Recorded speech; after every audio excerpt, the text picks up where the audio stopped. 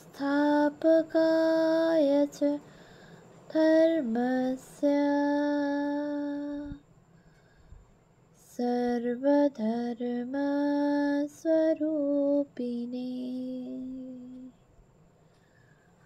अवतार वरिष्ठाय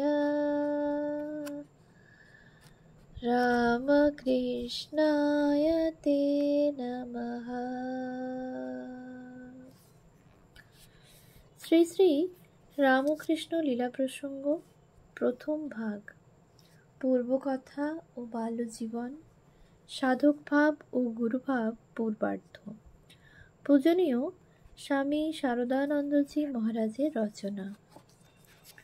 পৃষ্ঠা সংখ্যা 47। দক্ষিণেশ্বর কালীবাটি। ঠাকুরের আহার সম্বন্ধে নিষ্ঠা। ধর্মপত্রের মীমাংসা দেখিয়া ঠাকুরের মন ওই বিষয়ে নিশ্চিন্ত হইলেও এখন অন্য এক চিন্তা তাহার হৃদয় অধিকার করিল।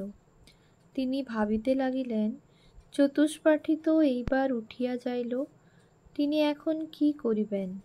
ঝামাপুকুরে ওই দিন আর না ফিরিয়া ঠাকুর ওই বিষয়ক চিন্তাতেই মগ্ন রহিলেন এবং রামকুমার তাহাকে ঠাকুর বাড়িতে প্রসাদ পাইতে বলিলেও তাহাতে সম্মত হইলেন না।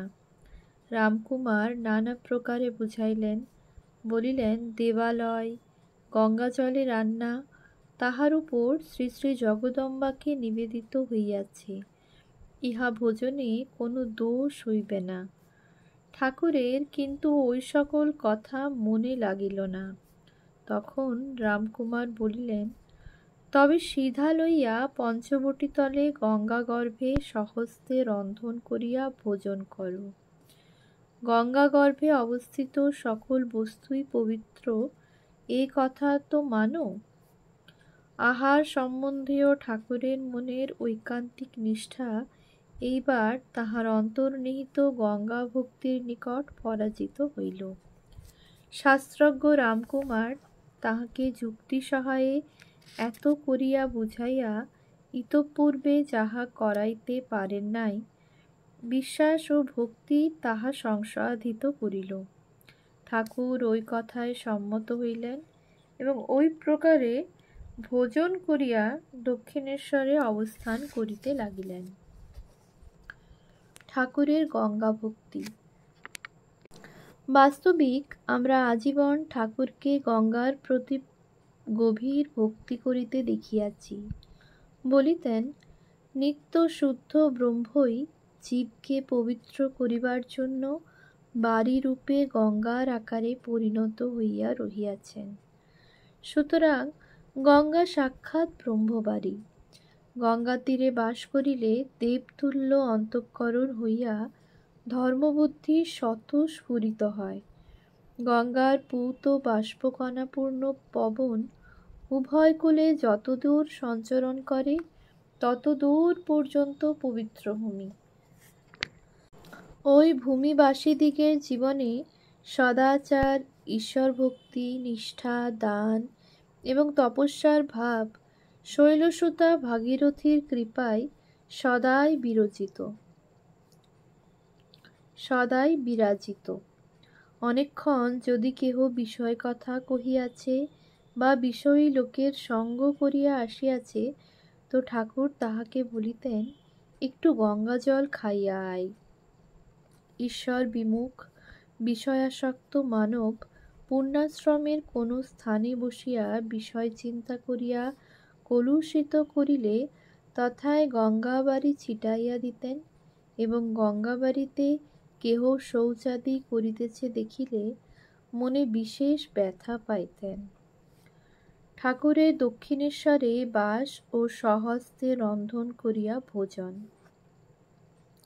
সে যাহা হোক, মনোরম ভাগীরথী তীরে বিহগ পূজিত পঞ্চবটী শোভিত উদ্যান, সুবিশাল দেবালয়ে ভক্তিমান সাধকানুষ্ঠিত সুসম্পন্ন দেবসেবা, ধার্মিক সদাচারী পিতৃতুল্য অগ্রজের অকৃত্রিম স্নেহ এবং দেব দ্বিজ পরায়ণা পুণ্যবতী রানী রাসমণি ও তজ্জামাতা মথুরবাবুর শ্রদ্ধা ও ভক্তি শীঘ্রই দক্ষিণেশ্বর কালীবাটিকে ঠাকুরের নিকট কামারপুকুরের গৃহের ন্যায় আপনার করিয়া তুলিল এবং কিছুকাল স্বহস্তে রন্ধন করিয়া ভোজন করিলেও তিনি তথায় সানন্দ চিত্তে বাস করিয়া মনের পূর্বোক্ত কিং কর্তব্য ভার দূর পরিহার করিতে সমর্থ হইলেন। অনুদারতা ও ঐকান্তিক নিষ্ঠার প্রভেদ। ঠাকুরের আহার সম্বন্ধীয় পূর্বোক্ত নিষ্ঠার কথা শুনিয়া কেহ কেহ হয়তো বলিবেন, ঐরূপ অনুদারতা আমাদের ন্যায় মানবের অন্তরেই সচরাচর দৃষ্ট হইয়া থাকে। ঠাকুরের জীবনে উহার উল্লেখ করিয়া ইহাই কি বলিতে চাও যে ঐরূপ অনুদার না হইলে আধ্যাত্মিক জীবনের চরম উন্নতি সম্ভবপর নহে? উত্তরে বলিতে হয়, অনুদারতা ও ঐকান্তিক নিষ্ঠা দুইটি এক বস্তু নহে। অহংকারেই প্রথমটির জন্ম এবং উহার প্রাদুর্ভাবে মানব স্বয়ং যাহা বুঝিতেছে করিতেছে তাহাকেই সর্বোচ্চ জ্ঞানে আপনার চারিদিকে গণ্ডি টানিয়া নিশ্চিন্ত হইয়া বসে এবং শাস্ত্র ও মহাপুরুষগণের অনুশাসনে বিশ্বাস হইতেই দ্বিতীয়ের উৎপত্তি। উহার উদয়ে মানব নিজ অহংকারকে খর্ব করিয়া আধ্যাত্মিক জীবনে উন্নত এবং ক্রমে পরম সত্যের অধিকারী হইয়া থাকে। নিষ্ঠার প্রাদুর্ভাবে মানব প্রথম প্রথম কিছুকাল অনুদার রূপে প্রতীয়মান হইতে পারে, কিন্তু উহার সহায়ে সে জীবনপথে উচ্চতর আলো ক্রমশ দেখিতে পায় এবং তাহার সংকীর্ণতার গণ্ডি স্বভাবত খসিয়া পড়ে। অতএব আধ্যাত্মিক উন্নতিপথে নিষ্ঠার একান্ত প্রয়োজনীয়তা আছে। ঠাকুরের জীবনে উহার পূর্বোক্ত রূপ পরিচয় পাইয়া ইহাই বুঝিতে পারা যায় যে শাস্ত্র শাসনের প্রতি দৃঢ় নিষ্ঠা রাখিয়া যদি আমরা আধ্যাত্মিক তত্ত্ব সকল প্রত্যক্ষ করিতে অগ্রসর হই, তবেই কালে যথার্থ উদারতার অধিকারী হইয়া পরম শান্তি লাভে সক্ষম হইব, নতুবা নহে। ঠাকুর যেমন বলিতেন, কাঁটা দিয়াই আমাদিগকে কাঁটা তুলিতে হইবে। নিষ্ঠাকে অবলম্বন করিয়াই সত্যের উদারতায় পৌঁছিতে হইবে।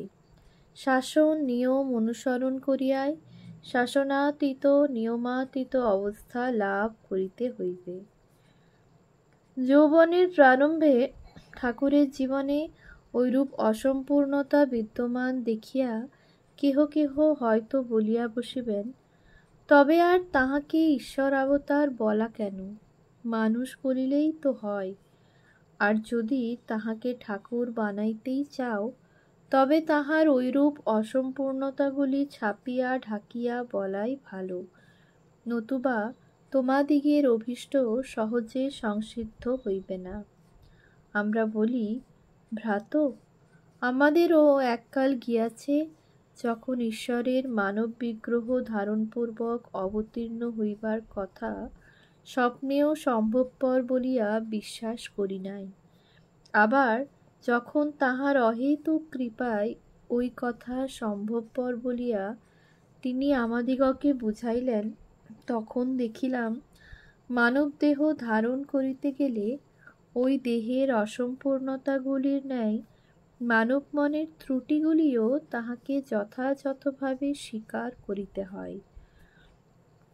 ঠাকুর বলিতেন, স্বর্ণাদি ধাতুতে খাদ না মিলাইলে যেমন গড়ন হয় না, সেইরূপ বিশুদ্ধ সত্ত্বগুণের সহিত রজ এবং তমগুণের মলিনতা কিছুমাত্র মিলিত না হইলে কোন প্রকার দেহ মন গঠিত হওয়া অসম্ভব।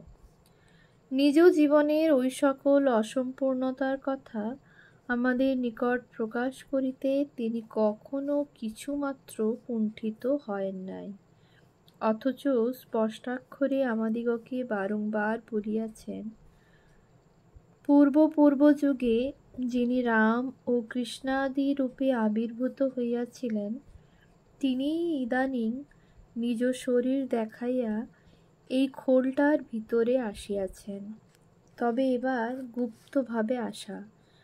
রাজা যেমন ছদ্মবেশে শহর দেখিতে বাহির হন, সেই প্রকার। অতএব ঠাকুরের সম্বন্ধে আমাদের যাহা কিছু জানা আছে, সকল কথাই আমরা বলিয়া যাইব। হে পাঠক, তুমি উহার যতদূর বিশ্বাস ও গ্রহণ করা যুক্তিযুক্ত বুঝিবে, ততটা মাত্র লইয়া অবশিষ্টের জন্য আমাদিগকে যথা ইচ্ছা নিন্দা তিরস্কার করিলেও আমরা দুঃখিত হইব না। পঞ্চম অধ্যায়, পূজকের পদ গ্রহণ। প্রথম দর্শন হইতে মথুরবাবুর ঠাকুরের প্রতি আচরণ ও সংকল্প। মন্দির প্রতিষ্ঠার কয়েক সপ্তাহ পরে ঠাকুরের সৌম্য দর্শন, কোমল প্রকৃতি, ধর্মনিষ্ঠা ও অল্প বয়স রানী রাসমণির জামাতা শ্রীযুক্ত মথুরবাবুর নয়নাকর্ষণ করিয়াছিল।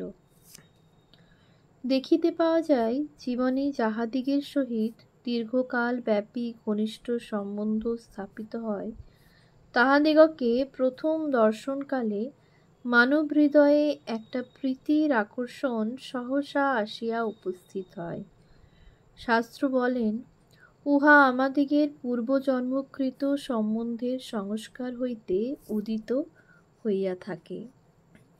ঠাকুরকে দেখিয়া মথুরবাবুর মনে এখন যে এইরূপ একটা অনির্দিষ্ট আকর্ষণ উপস্থিত হইয়াছিল, একথা পরবর্তীকালে তাহাদিগের পরস্পরের মধ্যে সুদৃঢ় প্রেম সম্বন্ধ দেখিয়া আমরা নিশ্চয় রূপে বুঝিতে পারি। দেবালয় প্রতিষ্ঠিত হইবার পরে 1 মাসকাল পর্যন্ত ঠাকুর কি করা কর্তব্য নিশ্চয় করিতে না পারিয়া অগ্রজের অনুরোধে দক্ষিণেশ্বরে অবস্থান করিয়াছিলেন। মথুরবাবু ইতোমধ্যে তাহাকে দেবীর বেশকারীর কার্যে নিযুক্ত করিবার সংকল্প মনে মনে স্থির করিয়া রামকুমার ভট্টাচার্যের নিকট ওই বিষয়ক প্রসঙ্গ উত্থাপিত করিয়াছিলেন। রামকুমার তাহাতে ভ্রাতার মানসিক অবস্থার কথা তাহাকে আনুপূর্বিক নিবেদন করিয়া তাহাকে ওই বিষয়ে নিরুৎসাহিত করেন, কিন্তু মথুর সহজে নিরস্ত হইবার পাত্র ছিলেন না। ঐরূপে প্রত্যাখ্যাত হইয়াও তিনি ওই সংকল্প কার্যে পরিণত করিতে অবসর অনুসন্ধান করিতে লাগিলেন। ঠাকুরের জীবনের সহিত ঘনিষ্ঠ সম্বন্ধে সংযুক্ত আর এক ব্যক্তি এখন দক্ষিণেশ্বরে আসিয়া উপস্থিত হইয়াছিল। ঠাকুরের পিতৃ সশ্রিয়া ভগিনী শ্রীমতী হেমাঙ্গিনী দেবীর পুত্র শ্রী হৃদয়রাম মুখোপাধ্যায় পূর্বোক্ত ঘটনার কয়েক মাস পূর্বে কর্মের অনুসন্ধানে বর্ধমান শহরে আসিয়া উপস্থিত হয়। হৃদয়ের বয়স তখন 16 বৎসর। যুবক ওই স্থানে নিজ গ্রামস্থ পরিচিত ব্যক্তিদের নিকটে থাকিয়া নিজ সংকল্প সিদ্ধির কোনরূপ সুবিধা করিতে পারিতেছিল না। সে এখন লোকমুখে সংবাদ পাইল, তাহার মাতুলেরা রানী রাসমণির নব দেবালয়ে সসম্মানে অবস্থান করিতেছে। সেখানে উপস্থিত হইতে পারিলে অভিপ্রায় সিদ্ধির সুযোগ হইতে পারে। কাল বিলম্ব না করিয়া হৃদয় দক্ষিণেশ্বর দেবালয়ে উপস্থিত হইল এবং বাল্যকাল হইতে সুপরিচিত প্রায় সমবয়স্ক মাতুল শ্রী রামকৃষ্ণ দেবের সহিত মিলিত হইয়া তথায় আনন্দে কাল যাপন করিতে লাগিল। ওম শান্তি শান্তি শান্তি।